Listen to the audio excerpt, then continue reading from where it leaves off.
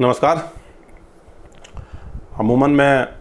वैसे तो एक ही वीडियो डालता हूं, लेकिन आज एक कोरोना को लेकर के आपसे चर्चा की गई, उसके बाद ऐसा लगा कि एक महत्वपूर्ण विषय है जिस पर बात करनी चाहिए। खबर आई कि सचिन पायलट की मुलाकात कांग्रेस के जो वरिष्ठ नेता हैं, पूर्व अध्यक्ष राहुल गांधी से हुई, प्रियंका गांधी से हुई और उन्होंने वापसी के संकेत दे दिए हैं। ये एक अलग विषय है, लेकिन मैं जो इसमें एक अलग एंगल ढूंढ रहा हूँ उसका ये है कि एक प्रकार से लड़ाई कांग्रेस के भीतर रही और इसमें शिकस्त मोदी और शाह को मिली, और एक नया मैं समझता हूँ कि इसका आने वाला जो भविष्य होगा वो एक अलग भविष्य हो सकता है बीजेपी के लिए। आप कहेंगे कि इस लड़ाई में अमित शाह और मोदी की शिकस्त कैसे हुई। उसका सीधा सा है, सब लोगों को मालूम है कि इसमें जो ऑपरेशन लोटस चलाया गया था, जो बीच में कर्नाटक में और मध्य प्रदेश में हुआ, तो उसी का एक भाग जो एक था वो ये राजस्थान भी उसी का हिस्सा था। स्थिति हुई कि सभी जो सचिन पायलट और उनके समर्थक जो विधायक थे वो पिछले लगभग 1 महीने से हरियाणा में थे, और निश्चित रूप से जिस होटल में रोज़ का खर्चा हज़ारों रुपए का है उसमें करीब 19 लोग, और जैसा 2 दिन पहले वीडियो आया जिसमें महिलाएं भी साथ बैठी हैं, तो इसका मतलब ये है कि वो उनकी पत्नियां, उनके परिवार भी अब आज की तारीख में उनके साथ थे। तो और वहाँ पर सब खाना पीना, वहाँ पर मौज मस्ती एंजॉय चल रहा था। तो निश्चित रूप से एक दिन का खर्चा कई लाख रुपए उस 5 स्टार होटल का रहा होगा। निश्चित रूप से सचिन पायलट इतना बड़ा रिस्क नहीं ले सकते थे कि वो 1 महीने तक एक होटल में इस स्थिति में रुकें कि वो उनके पास पूरे विधायक ना होने के बाद भी और वो वहाँ पर सरकार गिराने का प्रयास करें, या जो बहुत सीनियर वकील हैं जो बीजेपी से जुड़े हुए हैं, तुषार मेहता जैसे, उस तरह के वकीलों को हायर करें और उसके बाद वो लड़ाई लड़ें, उस सरकार से लड़ाई लड़ें जो सत्ता में है अभी, और वो भी उस बिना किसी सपोर्ट के तो ऐसा हो नहीं सकता था। और वो सीधा जैसे सबको मालूम है कि पीछे से इसमें केंद्र सरकार में बैठे लोग, उस आला कमान, बीजेपी आला कमान, उनका पूरा इसमें सरकार गिराने की पूरी मंशा इसमें दाखिल थी।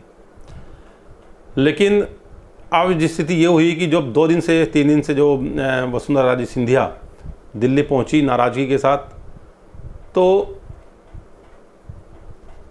बीजेपी आला कमान को समझ में आया कि आने वाले समय में वसुंधरा राजे पार्टी छोड़ सकती हैं, और इस प्रकार के संकेत उन्होंने दिल्ली में रह करके दे दिए। सबसे बड़ी बात यह है, साफ उन्होंने बोल दिया कि मैं 12 तारीख तक दिल्ली में हूँ, यानी कि उनका सीधा समीकरण ये समझ में आता है कि सचिन पायलट को अगर आप बीजेपी में लाते हैं या बीजेपी को या सचिन पायलट को सपोर्ट करते हैं, तो निश्चित रूप से एक प्रकार से वसुंधरा राजे सिंधिया के भविष्य को लेकर के आप एक विकल्प खड़ा कर रहे हैं राजस्थान में। और विजय राजे सिंधिया इस प्रकार की कोशिशों को पहले भी नाकाम कर चुकी है मोदी और शाह की। आज फिर उन्होंने उसी प्रकार से वर्तमान में एक नया चुनौती खड़ी की अमित शाह के सामने, नरेंद्र मोदी के सामने, संघ प्रमुख के सामने, कि अगर आप राजस्थान में मेरे अलावा अन्य किसी को स्थापित करते हैं तो वहाँ पर एक नया समीकरण तैयार हो सकता है, और उसमें वो पार्टी छोड़ करके समीकरण तैयार करने के लिए तैयार हैं। जैसा सुनने में आ रहा है कि जो 72 विधायक हैं बीजेपी के राजस्थान के अंदर, उसमें से लगभग 47 विधायक वसुंधरा राजे खेमे के हैं और वो पार्टी छोड़ने के तैयार हैं। और आनन फानन में बीजेपी को भी यही काम करना पड़ा कि फटाफट उनको तेज़ी के साथ राजस्थान से गुजरात शिफ्ट करना पड़ा। जब उनको राजस्थान से गुजरात शिफ्ट किया गया तो मुझे लगता है कि सचिन पायलट पर भी इस बात का दबाव आ गया कि आपको वापसी अब करने के अलावा दूसरा चारा नहीं है, वरना वसुंधरा राजे सिंधिया न तो बीजेपी का ना ही सचिन पायलट का जो गेम है उसको सफल होने देंगी। और आज स्थिति ये हुई कि सचिन पायलट को मजबूरी में कांग्रेस के पाले में आना पड़ा वापस। अब भविष्य क्या होगा ये देखना अलग बात है, लेकिन आज की जो कहानी है और जो पूरा इस पूरी स्टोरी का जो क्लाइमैक्स होने जा रहा है 14 तारीख, 15, 14, 16, 17 तारीख तक, उसमें सचिन पायलट तो हारे ही हारे हैं। सबसे बड़ी जो इसमें हार हुई है वो नरेंद्र मोदी और अमित शाह की हुई है। और इसमें अगर जीती हैं तो सरकार बनाने में भले ही गहलोत अब सफल हो गए हैं, लेकिन जीतने का जो इसमें अगर आप देखेंगे तो पीछे रह करके भी वसुंधरा राजे सिंधिया इसमें जीतने का काम करके चली गई और कर चुकी हैं। आने वाला भविष्य अब इस घटना से क्या होगा ये देखने वाला होगा। और इसमें देखने की स्थिति ये होगी साथ साथ कि वसुंधरा राजे सिंधिया कितने समय तक बीजेपी में रहती हैं, या वो नए कोई समीकरण तैयार करती हैं। और जो बीजेपी के अंदर एक नया समीकरण जो ठाकुर लॉबी का है, जो राजपूत और ठाकुर लॉबी का जो समीकरण बन रहा है, जिसमें योगी से लेकर शिवराज सिंह, रमन सिंह, वसुंधरा राजे और हिमाचल के नेता उसमें शामिल हैं, और भी राजनाथ सिंह भी उसमें शामिल हैं। बहुत सारे नेताओं का जो एक कॉकस बनेगा या नहीं बनेगा, ये देखने वाला विषय होगा। और आने वाले समय में अमित शाह को और मोदी को इससे कुछ चुनौती मिलेगी या नहीं मिलेगी, क्योंकि आज की जो चुनौती थी, जो राजस्थान की चुनौती थी, इसमें अमित शाह और नरेंद्र मोदी को शिकस्त मिली है। तो भले ये लड़ाई कांग्रेस की, उन्होंने बताया कि कांग्रेस की अंदरूनी लड़ाई है, लेकिन सबको पता है, सब इस बात को समझ रहे हैं, खुलेआम सबको मालूम है किस प्रकार से राज्यपाल ने क्या काम किया, किस प्रकार से उनके कहने पर जो अन्य ईडी और सीबीआई और ये सब संस्थाएं काम कर रही थी, कोर्ट में भी जिस प्रकार से व्यवहार किया जा रहा है वो बहुत ही नाकाबिल है। एक प्रकार से उसमें आप संतुष्ट नहीं हो सकते। और जिस प्रकार से बीएसपी के नेताओं को लेकर के जो बीजेपी के ही विधायक कोर्ट के चक्कर काट रहे हैं, तो वो निश्चित रूप से सीधा सीधा एक सवाल है कि वो एक सीधा सीधा सा सबके सामने एक जवाब है कि केंद्र सरकार के और बड़े नेताओं के इशारे पर ये सब काम हो रहा था। लेकिन सबसे महत्वपूर्ण यह है कि शुरू से इसमें कहीं भी वसुंधरा राजे सिंधिया ने अपने आप को शामिल नहीं किया, और शामिल न करने के साथ साथ उन्होंने इस पर नाराज़गी भी जाहिर की। वसुंधरा राजे सिंधिया नहीं चाहती हैं कि उनके सामने भविष्य में भी बीजेपी के अंदर, राजस्थान के अंदर कोई नेता खड़ा हो,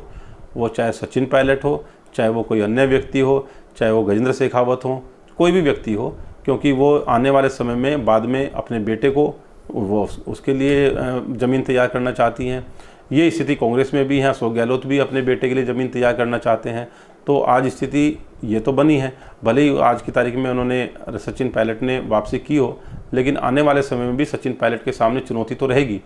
लेकिन वो चुनौती किस प्रकार से होगी, सचिन पायलट को केंद्र में बुला लिया जाएगा, उस केंद्र में रह करके मेहनत करेंगे, जैसे भी रहेगा।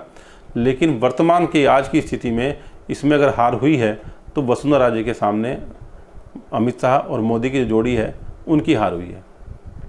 तो देखते हैं आने वाले समय में और समीकरण क्या बदलते हैं, इस पर और चर्चा करेंगे। अभी इन वाले समीकरण पे कोई चर्चा शुरू नहीं हुई, लेकिन जितना हमें समझ में आया, जितना मुझे मेरा राजनीतिक विश्लेषण का जो इतना एक अनुभव है, उसके अनुसार यही है कि इसमें बीजेपी के लिए आने वाला समय अब चुनौतीपूर्ण होने जा रहा है, क्योंकि आर्थिक मोर्चे पर, चीन के मोर्चे पर और कोरोना के मोर्चे पर जनता भी बहुत संतुष्ट नज़र नहीं आ रही है। और बीजेपी के अंदर भी एक इस प्रकार का माहौल तैयार हो चुका है कि जो सोशल मीडिया पर लड़ने वाली उनकी टीम थी, या आम उनके जो मानने वाले लोग थे, वो भले ही राम के नाम पर उनका समर्थन कर दें, या किसी भी अन्य जो पेड वर्कर हैं उसके नाम पर सोशल मीडिया में उनकी आप